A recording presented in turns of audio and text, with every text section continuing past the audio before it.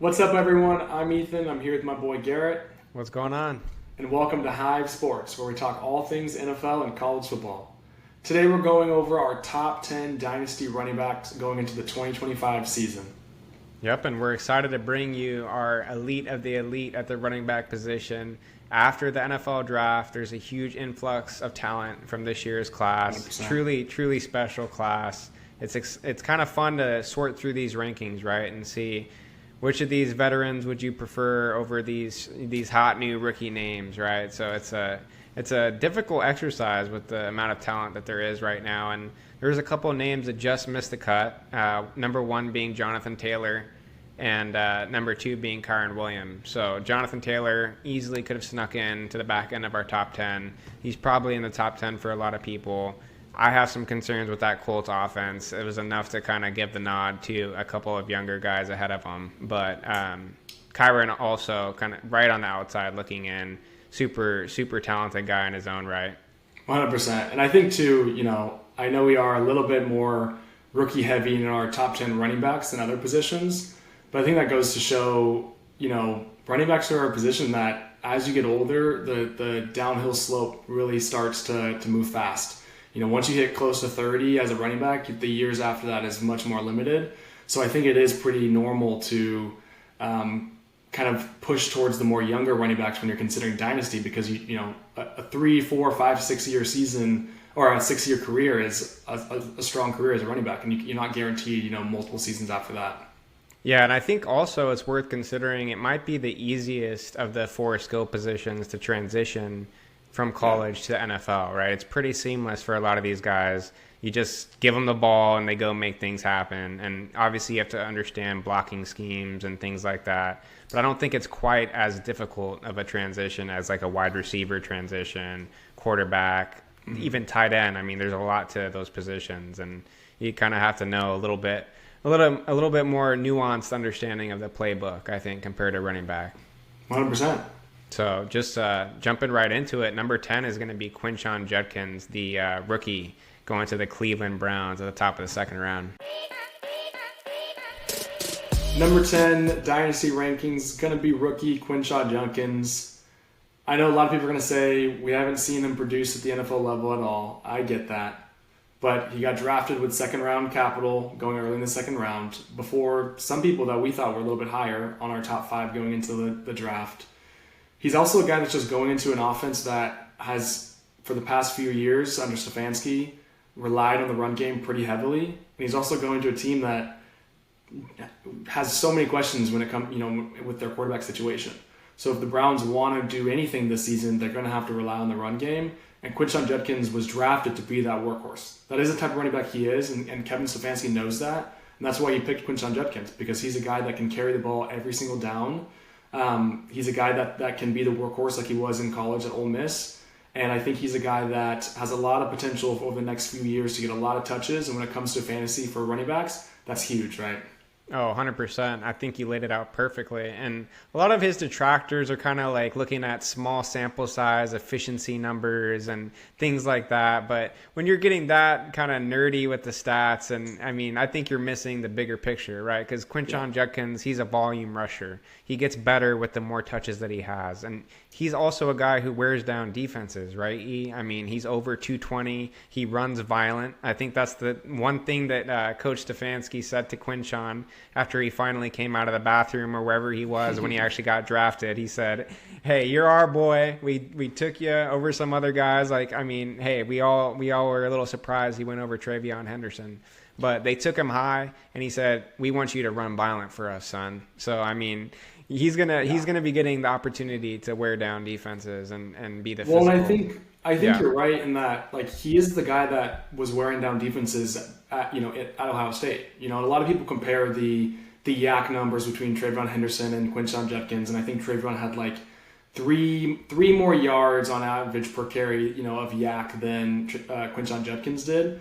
But TreVeyon also was getting the ball in those situations where it was third and long, or they needed kind of these more explosive run plays. And Quinshon's the guy that's getting those short yardage runs. So of course your yak's not going to be as good if they know that, hey, 3rd and 1, what are they probably going to do? Give it to your 225-pound running back who's explosive, gritty, and, can just run through guys. So that's a thing that, sometimes when you're looking at those, those kind of more nuanced numbers, you have to consider the whole entire context. He was an explosive runner at Ole Miss. He also was an explosive runner in this amazing Ohio State offense. And he's a guy that I think can really carry the workload that Cleveland drafted him to be. Yeah, exactly. And I mean, when you're looking at him versus Jonathan Taylor, I'd rather just take the guy who's 5 years younger, who could be easily on a similar, talent level as Jonathan Taylor. I'm a big fan of Jonathan Taylor myself, but that's kind of my thinking behind why I think it was right to vault him into the top 10 as a rookie. 100%. All right, Garrett, give us number 9. Right, so number 9 is going to be Bucky Irving, who we vaulted quite a bit up the rankings in front of guys like Jonathan Taylor. And I think it was deserving, man. I mean, he's just so much fun to watch as a rookie, and he really defied a lot of people's expectations. A lot of people really punished him for his combine testing, right? He's not a guy who came out there and he didn't blow the combine away. He kind of had disappointing measurables. But the key with Bucky, I think if you were onto him coming out, you were onto the talent, you were onto the tape. And sometimes you just got to look at the tape and be like, hey, this guy can play ball. I don't care about the measurables, right, E? Yeah, I mean, even as a rookie, he just produced so well. I mean, he averaged almost 5.5 yards per carry. He, had compiled over 1,500 yards of total offense. He's a guy that can not only run the ball well for you, but he still has that receiving threat. We'll talk about a sleeper, right? He's a guy that really came from a late round draft pick and became a star on this Tampa Bay team. And, being a 22-year-old going into the season on a team that offensively is improving, I think he's a guy that has a lot of potential the next few years as this team kind of continues to meld together and continues to grow offensively. Yeah, and I think the huge thing that you mentioned was just his ability in the passing game, right? Because you see it on tape here. Baker really relied on him as a guy he could check down to. When there was nothing downfield, he was so comfortable with just giving it to Bucky. Hey, I know Bucky can do his little stop-start, shifty, change direction stuff. He can make at least one or two linebackers miss. There's not a lot of guys who are going to be able to stay with him, when he changes direction. He's just so shifty. So it's really, really hard to bring him down. And I remember seeing some stats when he was coming out of college even of like how many yards he was creating after contact per attempt. And it was like on par with or exceeding all these running backs who are way bigger than him, and it just goes to show you don't always have to be the biggest guy to be elusive and to be making people miss. Well, listen to this stat. On all of his touches in the season, 36% of them had some sort of forced missed tackle, right? So over a third of his touches, he's making somebody miss. And that's the highest in the NFL. So, regardless of you're talking about the combine numbers like you mentioned, he's a guy that can just make people miss. I don't care if you run a 5-flat 40. If you're making somebody miss on a third of your touches, you're gonna have a lot of success in the league. Oh, yeah, 100%. He's not the biggest guy in the world, but he plays big, and he's a ton of fun to watch. He's going to be a PPR monster for years to come. He was a guy who, he came into that offense and he surprised everyone who expected Rachaad White to still be the top back last year. So I think he can continue to ascend. I drafted Rachaad White. I know we were victims of that ourselves in some instances, but Bucky's a super fun talent, and the guy ahead of him is also a lot of fun to watch, and that's going to be Devon Achane. So moving on to number 8, Devon Achane. Only 23 years of age still, despite the fact that he's been in the league for a couple years. Super, super explosive guy. Clear 4.3 runner. He can take every touch that he gets to the house. He's a truly special talent at the running back position. And last year, he wasn't quite as efficient as he was as a rookie. That might have something to do with the offensive line, with the larger, offensive woes of the Dolphins. But what are your thoughts on Devon Achane? Talk about arguably the most explosive player in the league, right? He's a guy when he touches the ball, no matter where he's out in the field, he has big play abilities. I think Tua being injured majority of the season last season, or a good chunk of the season, really, dampered, his potential this past season. And he still had over nearly 1,500 yards of total offense. His receiving upside is humongous. And we're talking about fantasy, right? Those catches and those yards, per reception are just so important. And I mean, he had 6 touchdowns rushing, but he also had 6 touchdowns receiving. And so to have a guy that, you don't have to rely on his rushing attack, I think is really big for fantasy. I mean, those, especially in your full PPR leagues, when you can get an extra point per reception. I mean, he had 78 receptions on the season for almost 600 yards and 6 touchdowns. I mean, that's crazy amount of receiving upside there. And that's with Skylar Thompson and whoever else was at quarterback for him last season, right? So if you get a healthy Tua, I think he was one of the most productive fantasy running backs in the league when Tua was healthy and playing at his best. Yeah, agreed, man. And I mean, I think with a guy like Devon Achane, you need a bigger back in that backfield to kind of keep some of the wear and tear off of him, right? I mean, you see how the Lions do it with Jahmyr Gibbs and David Montgomery. That should be the prototype for all these other NFL teams trying to have a nice 1-2 punch in the backfield. And I don't think they necessarily had that last year, I mean, Jalen Wright didn't really live up to expectations. Raheem Mostert wasn't staying healthy.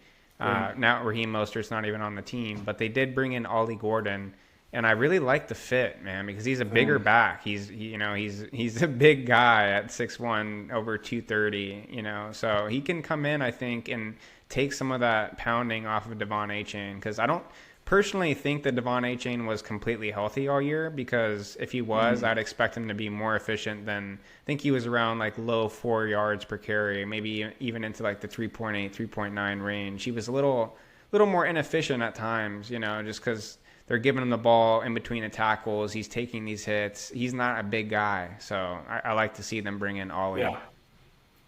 But I agree. I mean, and I think Raheem Mostert was that kind of change of pace back Devon Achane's rookie season, which allowed him to have those big explosive plays and be a little bit more free to kind of just be that explosive back. And they don't really have much. I mean, Jalen Wright and Alexander Madison, who they brought in the offseason, but we drafted him and we know what he's like. So both you and I were pretty high on Ollie Gordon. Not a top 5 running back, but he's a guy that has massive size, has that Derrick Henry-like stature, and he's definitely the perfect thunder to Devon Achane's speedy lightning that he is. And I think at some point, you're right, I think Ollie Gordon will be a good supplement to that ground game that is Devon Achane. So number 7, we got Breece Hall. He's a guy that I think last season was a little underwhelming for the expectations. I think he had top 5 ADP in last season's fantasy drafts. And I think people were a little surprised that there was a little bit more of a committee at that running back position than they expected with a guy like Breece Hall, who has all the talent to be an every down back and just be a guy who's consistently getting, 250 plus touches per year. But I think there was just like that cloud over the Jets. I don't know what it was. I think they thought Aaron Rodgers was going to be that savior that comes in and saves the team. And once they realized early on that wasn't going to be the case, there was just something that felt weird, right, about this Jets offense, Garrett. Yeah, absolutely. I mean, I think people expected Aaron Rodgers to come in there and just clearly boost Breece Hall and Garrett Wilson and just kind of catapult them into the elite echelon of fantasy outputters. And he definitely didn't do that, and the Jets struggled. The offensive line didn't look very good at times. We know Breece himself wasn't healthy a lot for a large portion of the season, so I think that also played a big role. He was clearly not himself at the end, where people were concerned because Isaiah Davis and Braylon Allen were working into the offense a little more than expected. But to me, that's just a result of his health, and the Jets really didn't have much to play for down the stretch, right? They were a pretty bad team, so it's not like they were going in and trying to make the playoffs or something. So for me, Breece is such a great talent, and I think he's being pushed down the boards a little too much after, I mean, just last year, like you said, he's going top 5 in redraft, and the expectations were that high for a reason, and I think Justin Fields is going to actually be a good thing for that offense as compared to Aaron Rodgers last year. And Breece has that every down upside, right? He is a receiving threat. He catches those screens, he catches those swing passes.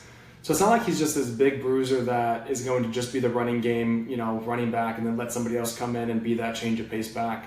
He's Yeah. very balanced. He can be a every down running back who, carries the load up the middle, takes those kind of off tackle runs, but then also can be utilized in the screen game, be utilized in the swing passes.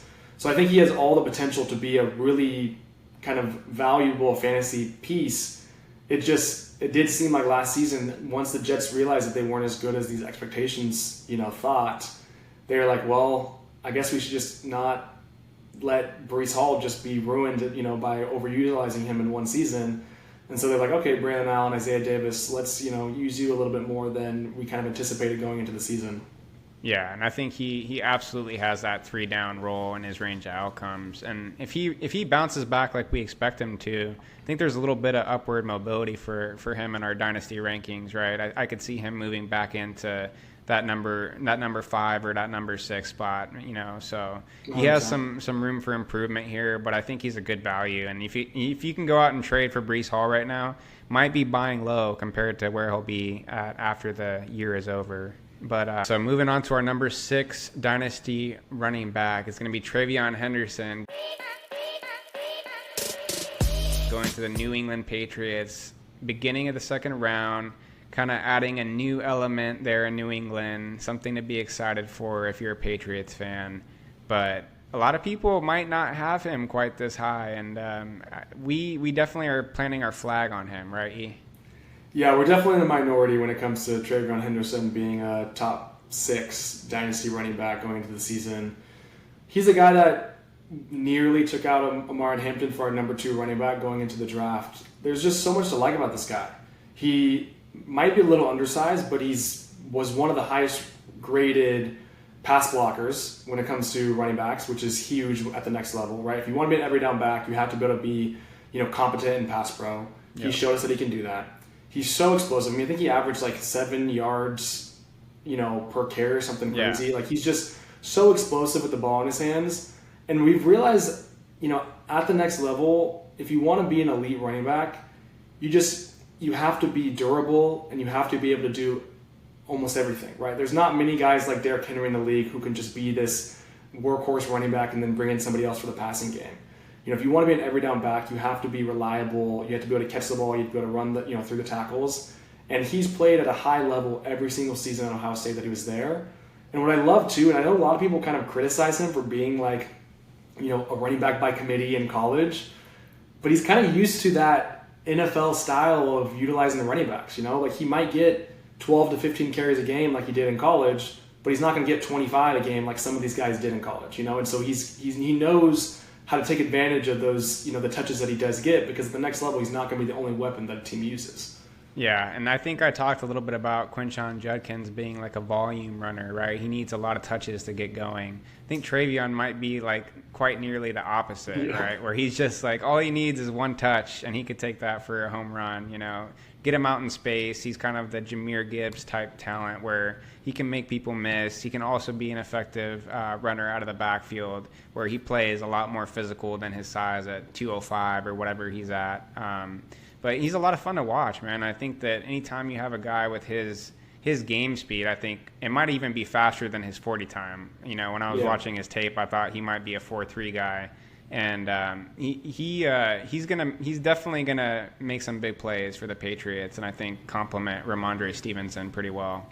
Well, what I love about TreVeyon Henderson and kind of the long term, when you're talking about dynasty, you're talking about 2, 3, 4 years of value. He's a guy, one, that finishes runs like he is 220 pounds. I mean, he's not like, he's not the biggest running back, but he's not undersized per se. But he also just can still run aggressive. I mean, look at this move up top right here we're watching. I mean, he's one-on-one against... He's running routes out here, man. Sheesh. And he's a guy that one-on-one matchups, he's going to make somebody miss 9 times out of 10. And I think he's a guy that really has the tools to be an every down back, and a guy that, similar to Breece Hall, who can be a threat in the run game, but also is a huge threat in the pass game as well. Yeah, and I mean... As a rookie, he's coming in at 22 years of age, excuse me. And I mean, in Dynasty, you have to consider that. I mean, he has a whole career ahead of him, and you have to project these guys. You have to plant your flags. You have to, take some risks, because I know there's always the argument that, hey, we haven't seen these guys at all at the NFL level yet. So how are you going to put them ahead of guys like Jonathan Taylor? How are you going to put them ahead of guys who have proven it at the NFL level? Well, that's kind of the point of Dynasty, right? You make these bets. If you're right more than you're wrong, then you get great value on these guys because you're willing to take some risks. And I mean, I'd be surprised if this time next year TreVeyon Henderson is not being valued as close to a top 5 Dynasty running back. He's going to be very hard to acquire. So if you like him, go try to get him now. That's what I think. 100%. You planted that flag well. All right, our number 4 Dynasty running back is going to be Omarion Hampton. Drafted in the first round by the LA Chargers. A guy that has all the tools to be an every down back who has long-term success in this league, right? I know a lot of people are saying year 1, Najee might take some of the workload off him, and sure, I think early on, maybe they might rely on Najee a little bit more than Omarion Hampton. But you're talking about Dynasty, talk about a system that is just perfect for him. He's a guy that is in an offense that wants to run the ball. I mean, Jim Harbaugh wants to run the ball. He's been on multiple interviews where he said, we drafted Omarion Hampton to be our workhorse down the road in the long run. He's going to be planted with a young quarterback in Justin Herbert who needs to, he's probably going to be taking that next step at some point in his career soon too. Yeah. And he's on a team that just is going to get better and better. And I think he's just landed in a really good spot for long-term success. Yeah, it's a Greg Roman offense, man. And I mean, just looking at his years in Baltimore, one thing he consistently did is run the ball. So they're going to run the ball. And I don't think the Najee thing is enough to get me off of Omarion Hampton. I mean, the guy got first-round draft capital. He's in this Jim Harbaugh offense. You see he has such a complete skill set. He can catch the ball out of the backfield. He can make guys miss. I mean, he's pretty elusive for his size. At over 225 pounds, he's fast. He runs 4.4s. What's not to like about this guy? I mean, North Carolina, right? He put that team on his back. They didn't have a lot after Drake May left to the NFL last year, and he still went for over 1,500 rushing yards. So I think that speaks to just his talent level. Well, and listen to this stat. In Greg Roman's 11 years of being an offensive coordinator, he's never finished lower than 11th in rushing attempts, and that was last season with the running backs that they had last season where they had no kind of elite, workhorse type running back. Yeah. So that this offense is going to be a top 10, rushing attempt offense with 2 good running backs in Najee and Omarion Hampton, and that's just a recipe for success for long term, right? With Omarion Hampton coming into a system that he's going to get top 10 attempts in the run game. He was drafted to be, Najee is here to be this transition piece, for a 1-year contract, and then Omarion Hampton is going to take the reins. And he's going to get top 10 touches. He's going to get top 10 rushing touches for as long as he's with the Chargers and Greg Roman. Yeah, and I think the second half of even his rookie year, he's going to ascend and be the top back in that offense. Yeah. I don't think Najee is going to be able to hold him off for very long. Hampton just brings a different element of speed and just kind of being a complete home run hitter at the running back position. So I like Omarion quite a bit in Dynasty. He gives you a ton of years in that LA offense.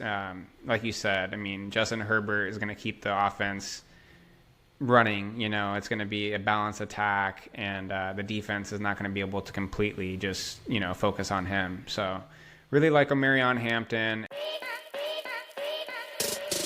As we pull up these highlights titled "Greatest Rushing Season Ever for a Running Back," I mean, it just so happens that he did it the year after he left my favorite team on the Giants and went on to the Eagles, and he's doing backward, hurdles over guys and just absolutely carrying them to the Super Bowl. So that was an incredible signing for Howie Roseman, and I got to give it to him. He put together a Super Bowl caliber roster, and good on him. Even though I can't stand the Eagles, but Saquon's such a fun talent, isn't he?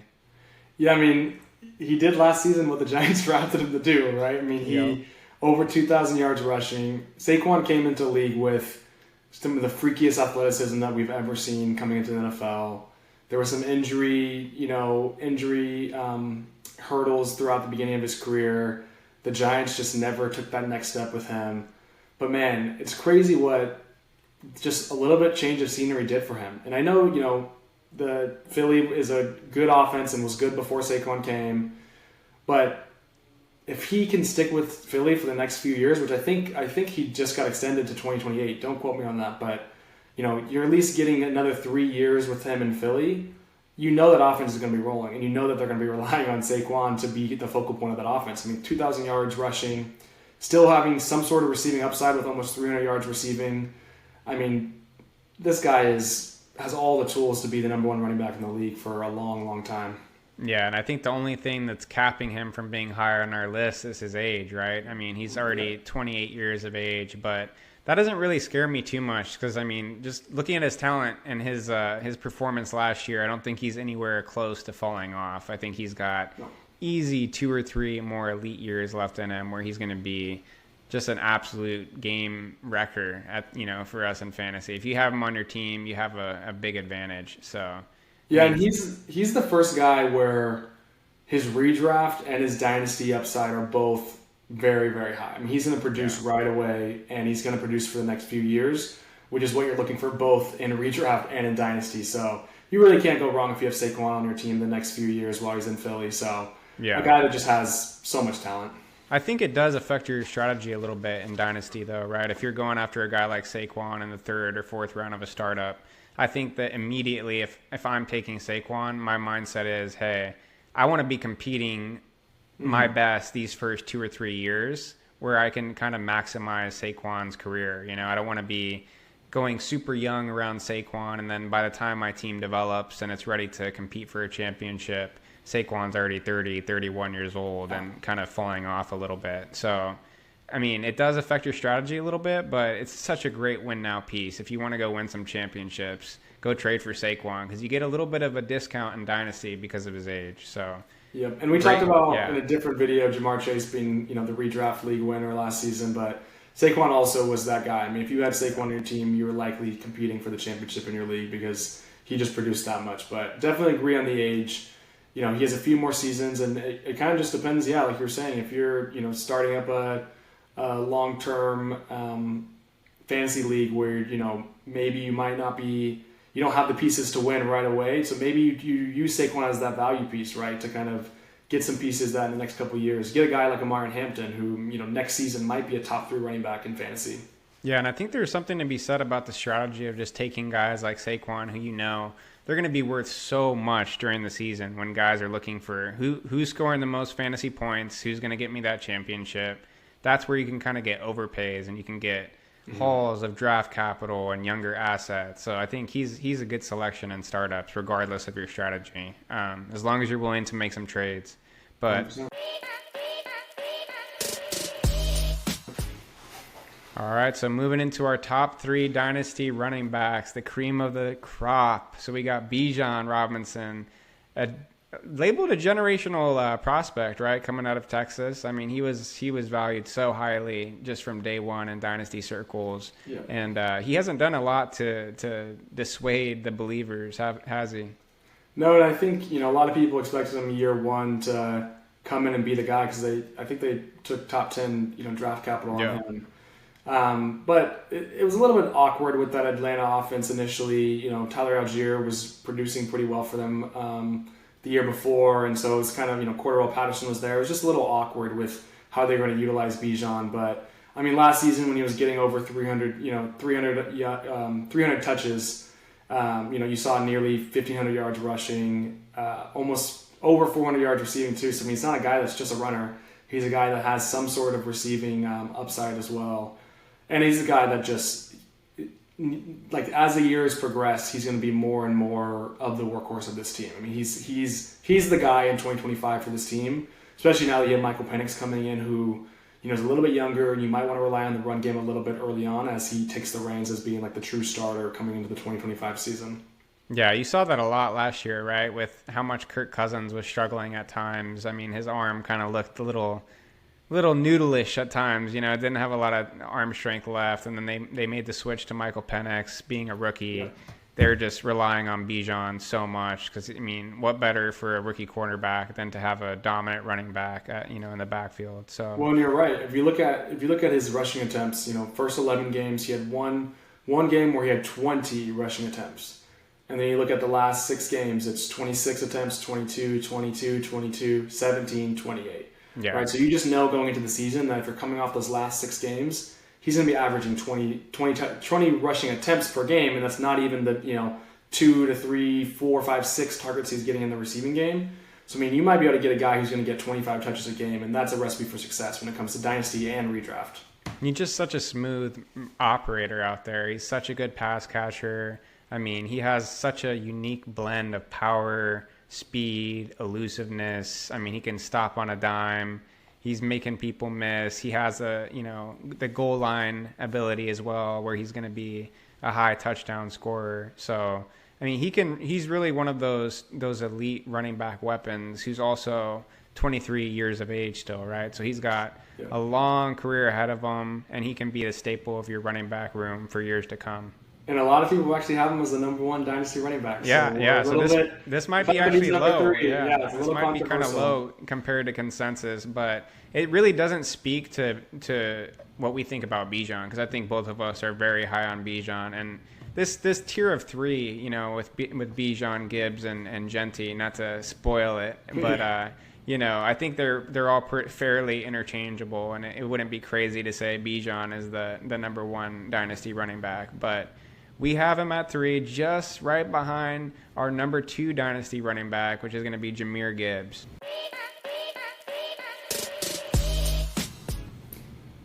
Our number 2 Dynasty running back, Jahmyr Gibbs, a guy that just has all the tools to be an every down back, right? I mean, he has the rushing upside, but his receiving ability, when he gets the ball in his hands, I mean, talk about just an explosive runner right there. Oh, yeah. I mean, I think that's what really separates him. If you're playing in full PPR formats like I am for the most part, I think that this guy it's really hard to beat what he can offer, right? I mean, because he just, not only is he scoring over 15 touchdowns on the ground last year, but he's just an absolute weapon in the receiving game. He's out here beating DBs and safeties on routes, and he had a special season last year. I think he might have been the leading touchdown scorer, when it was all said and done. And he was a guy who he was definitely leading people to championships. I know he came in huge for me in a few of my dynasty leagues that I have him in. So he fostered a lot of favor, and I think he's a clear top end talent in dynasty. Yeah, I mean, a guy that had combined 20 touchdowns last season, so he's averaging over a touchdown a game, and that's huge when it comes to just fantasy in general. And then, nearly 2,000 yards of total offense. I think his receiving upside is just going to continue climbing. Yeah. I think as that Lions offense keeps improving and gets better and better, and as they keep being, playoff contenders, he's going to keep being better, and he has to be better if the Lions want to take that next step. And that's something I like about when you're looking at those guys and it's close, right? When it's a top 3 or top 4 guys that are pretty clear in their fantasy upside. When you have a guy that's on a team that is going to be a playoff contender this next season, and you know that if they want to take that next leap to be, to go deeper into the playoffs, Jahmyr Gibbs has to be on the forefront of that offense. That is just like a recipe for success. You know that the team has to run through him to be successful, and I know they have Amon St. Brown, but a strong run game is gonna help lead that team, right? And so I just love the upside of that team in general. And so if you have a running back who has all the tool sets to be an elite rusher and an elite pass catcher, I'm drafting him all day. Give me him at any spot 1 through 12 of my fantasy draft. And he's 23 years old still, right? And I think he could age similarly to Alvin Kamara. Like, I think he could age really well because of the way that the Lions use him as a receiver. They keep him fresh with David Montgomery, who they just re-signed, with a contract extension. So as long as they keep him fresh, they keep him healthy, he's staying healthy, I think he's a clear difference maker in fantasy, and I think he's going to have a really, really long, successful career. So love grabbing shares of this guy whenever I can. So number 1, what do you think, E? How are we going to defend this pick from the haters? Controversial pick. Number 1 fantasy running back going into the season. Ashton Jeanty hasn't played a single snap of NFL football yet. But, I mean, this guy just has all the tool sets to be successful. And not only, like, him as a runner And, we saw his production, right? Nearly breaking Barry Sanders' collegiate record, over 2,600 yards rushing, being the workhorse of that Boise State offense, bringing them to the college football playoffs. But his landing spot just is a recipe for success. I mean, he's going to an upgraded Raiders offense who had the number one rookie tight end ever in Brock Bowers. Jacoby Myers was coming as that wide receiver 1. They bring in Geno Smith. And then Pete Carroll, what does he like doing? Running the ball. Yeah. And there's such little behind him, right? I mean, so you got to assume that he's going to absolutely eat in that Pete Carroll 100%. Offense, right? I mean... Yeah, Raheem Mostert's the RB2. Yeah. They have to feed him. I mean, and it's just something about when the talent and the landing spot and the draft capital, it all comes together. And with guys like this, an overpay today, it's an underpay tomorrow. I hear the Dynasty nerds saying that all the time, and it's a good point because I think if you value a guy as the best at his position before he even takes a snap at the NFL level, you got to have conviction. You got to plant that flag, and you got to roll with it. And I think people are scared to put him at Dynasty RB1 right away because he hasn't played at all. But I remember people were saying similar things about Ezekiel Elliott when he came out. And personally, I had him as the number 1 running back in Dynasty on day 1 when he came into that Cowboys offense. Because the it's just such a dream landing spot coming into that Cowboys offense. He's going to be the guy. He has this incredible talent. You saw it at Ohio State. And, I mean, he's one of the youngest guys too, right? So it just all comes together. And I think Ashton Jeanty being 21 years old, coming in with the kind of talent that he has, I don't think it's crazy to put him as our top running back in Dynasty. No, I mean, just as an athlete and as a running back too, I mean, he has all the traits that you want to see. I mean, he has the great balance, great vision. He, has that unique stature where he's, built like Maurice Jones-Drew, and he just kind of can hide behind that offensive line. So, I mean, it's not only that he has a great landing spot, but he has the skill set that just is really sets him up for being a successful running back in the league. I mean, there's a lot of comps to like Marshawn Lynch, Maurice Jones-Drew is our comp, right? And you're talking about guys that like aren't the fastest guys, they're not the biggest guys, but they're just strong, stout, have great running balance, and he just has that. And you're plugging him into an offense with Pete Carroll, an offensive mastermind who likes to run the ball and likes to rely on those workhorse running backs, which is exactly what he did at Boise State. I mean, it's hard not to like this upside here, with his landing spot and his skill set that he has.